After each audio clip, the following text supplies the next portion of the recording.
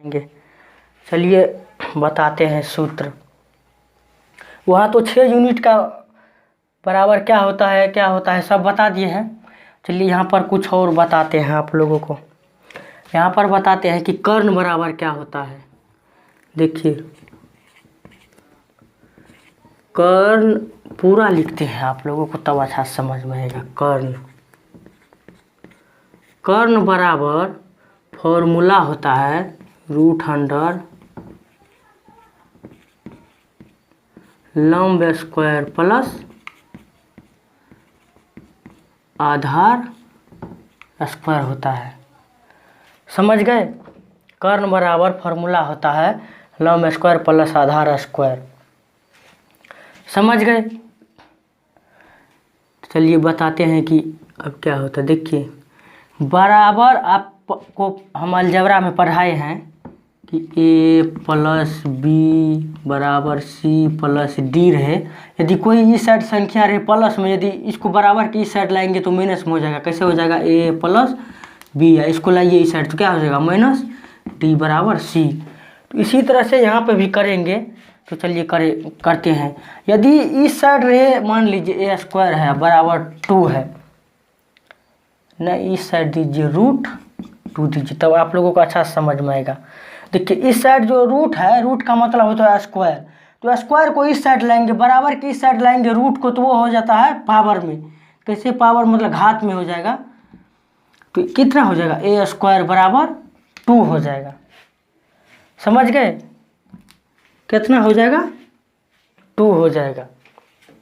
तो यहाँ पर भी देखिए, यहाँ पर कर्ण है, स्क्वायर रूट को इस साइड लाइए तो कितना हो जाएगा? कर्ण स्क्वायर हो जाएगा। बच जाएगा क्या? ल से। समझ गए ने? ल पे 0 देके लंब हो जाता है। समझ गए? क्या और हो जाएगा? आ पे 0 देंगे तो आधार स्क्वायर हो जाएगा, लंब स्क्वायर हो जाएगा। अब चलिए आपको यहाँ पर बताए हैं कि कोई भी संख्या इस साइड प्लस में रहे, इस साइड आएगा तो माइनस में हो जाएगा। देखिए यहाँ पर भी यही कंडीशन सेम हो जाएगा। मान लीजिए कर्ण स्क्वायर है, क पे 0 दे दीजिएगा, कर्ण स्क्वायर हो गया। समझ गए? उसके बाद देखिए ये आधार को इस साइड लाइए तो कितना हो जाएगा? आधार स्क्वायर बराबर क्या बच गया? लंब स्क्वायर। चलिए इस पूरे को बराबर के इस साइड लिखिए, इसको इस साइड लिखिए, तो चिन्ह परिवर्तन नहीं होता है। समझ गए?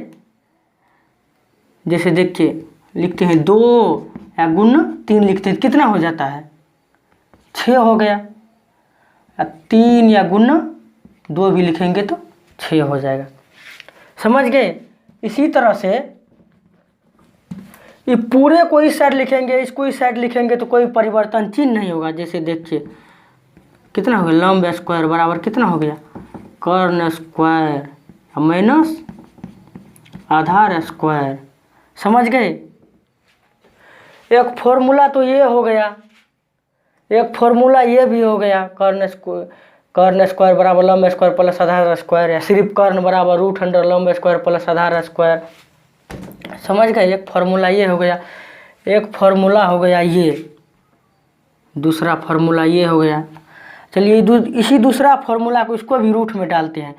देखिए कोई भी संख्या इस साइड यदि स्क्वायर में रहे तो इस साइड जाएगा, तो मान लीजिए ये a² है बराबर 3 है, तो स्क्वायर को यदि बराबर के उस साइड ले जाएंगे तो स्क्वायर का मतलब होता है रूट, तो 3 पे रूट चढ़ जाएगा। देखिए a बराबर कितना हो जाएगा? √3। तो यहाँ पर भी पूरे संख्या पे रूट चढ़ जाएगा, तो क्या हो जाएगा? लंब बराबर कितना हो जाएगा? √100 कर्ण स्क्वायर माइनस आधार स्क्वायर हो जाएगा। एक फार्मूला ये भी हो गया, ये भी हो गया। कहीं कहीं पर इस पे, कहीं कहीं पर इसके अनुसार हिसाब बनेगा, कहीं कहीं पर इसके अनुसार हिसाब बनेगा। तो आप दोनों में से जो चाहे वो यूज करके बना सकते हैं। समझ गए? वो फार्मूला बताएंगे, पहले बेसिक ज्ञान बता देते हैं जी, उसके बाद फार्मूला बताएंगे। बेसिक फार्मूला बता देते हैं, उसके बाद सवाल बताएंगे। चलिए अब 3 नंबर का देखिए। 3 नंबर में यहीं पर देखिए, अब की बार आधार लाए थे, यहाँ पर लिख देते हैं फुटा के, तब ये लिखेंगे कर्ण स्क्वायर बराबर, यहाँ पर लिखे हैं लंब स्क्वायर प्लस आधार स्क्वायर। आधार को लाए थे अगली बार, अब की बार लाएंगे किसको? लंब को लाएंगे तो क पर 0 दे दीजिए, स्क्वायर दे दीजिए, कितना हो जाएगा, कर्ण हो गया। लंब को इस साइड लाएंगे तो माइनस हो जाएगा, इस क्योंकि यहाँ पर नहीं कुछ है तो प्लस है, अब प्लस कोई है बराबर की साइड आता है तो माइनस में हो जाता है।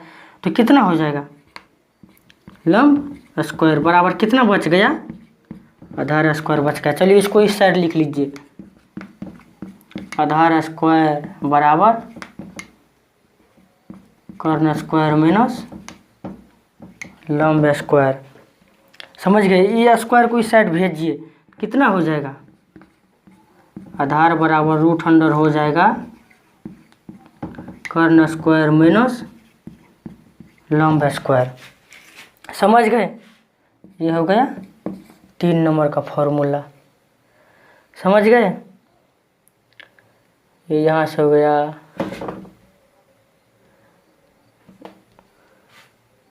समझ गए, यहाँ से ये आधार बराबर ये फार्मूला आपका यहाँ से ये कंप्लीट है, यहाँ भी यहाँ से यहाँ कंप्लीट है। समझ गए, यही है उल्टा फिर जो किए हैं, ये उल्टा बताए हैं। अभी जैसे जैसे आपको समझाए वैसे वैसे आप समझ जाइए।